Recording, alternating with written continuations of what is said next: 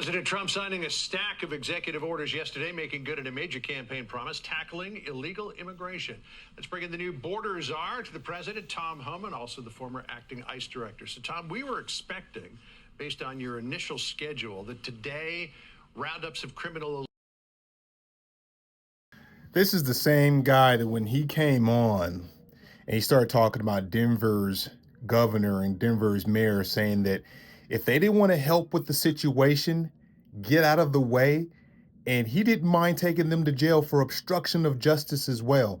So this guy doesn't play around. But what I'm very surprised with is how fast everything's moving. I mean, Trump just got into office less than 12 hours ago. A little bit more than 12 hours, but here we go. Wow, this is fast. Supporting them would begin.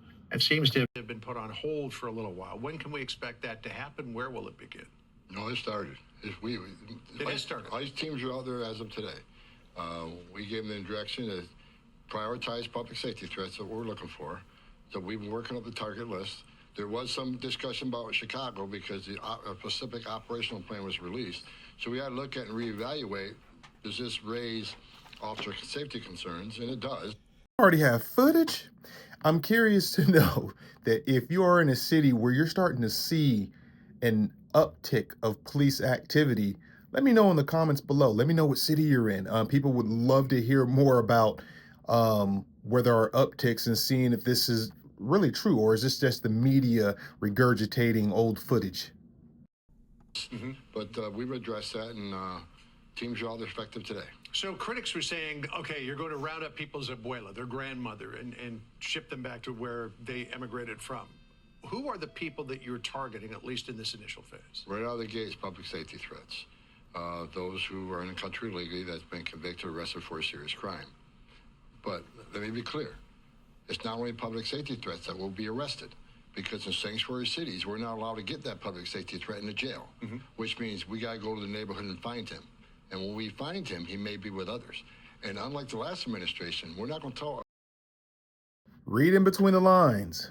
When we find him. So you know that it's a lot of males that they're looking for. I mean, and I guess statistically, the majority of the crimes are going to be done by the majority of males. But just know, like, if you're a male out there, I mean, these cats, this border czar is looking for you. And illegal aliens. So if they find others, they'll be arrested. So sanctuary cities are going to get exactly what they don't want. More agents in the neighborhood and more collateral arrests.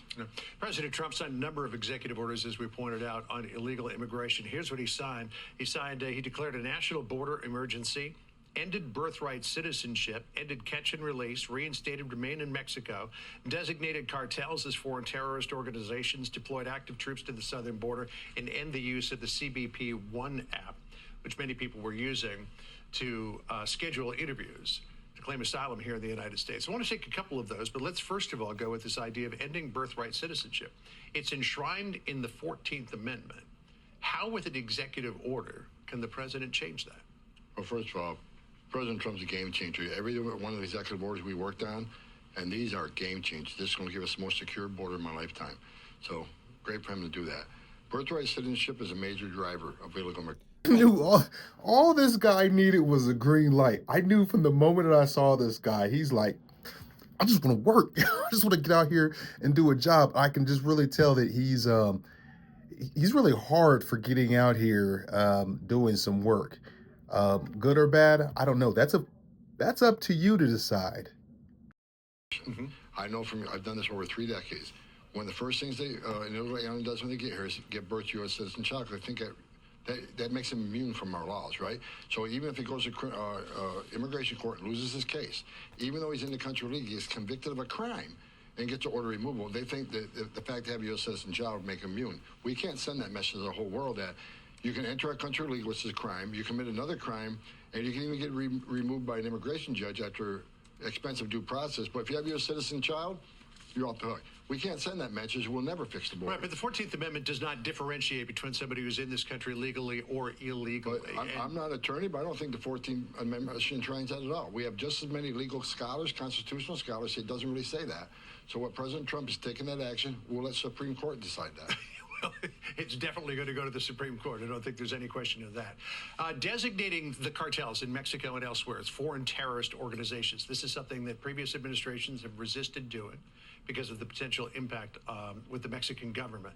What tools does that give you that you don't have now to go after these cartels? Well, first of all, I've been pushing for this for a long time because these terrorist the criminal cartels in Mexico have killed more Americans than every terrorist organization in the world combined, right?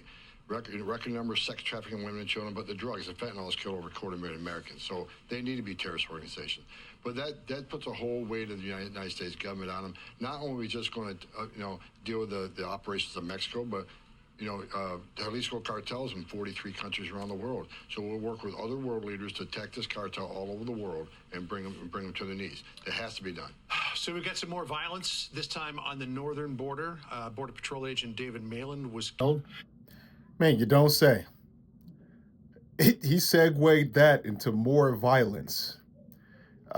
Further just, proving the case that there is more policing that needs to be done. Now, what's to be done with the people who are, illegally over the border? I don't know. This executive order is, like he mentioned, the news announcer mentioned that it's going to be going to the Supreme Court.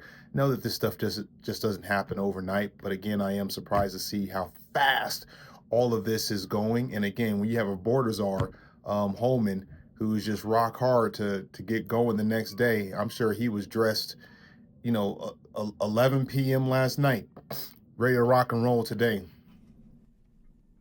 The acting DHS Secretary, Benjamin Huffman, said this: a Border Patrol agent assigned to the U.S. Border Patrol's Swanton sector was fatally shot in the line of duty. This incident is being swiftly investigated, and DHS will release additional information as soon as it becomes available. Hey, let's end it there. And I apologize now because of my microphone issue, but I hope that you all can hear me very, very well. But I wanted to share this information. I think it's very important for the viewers. Again, the media has been just destroyed, right? And this is why social media is so important.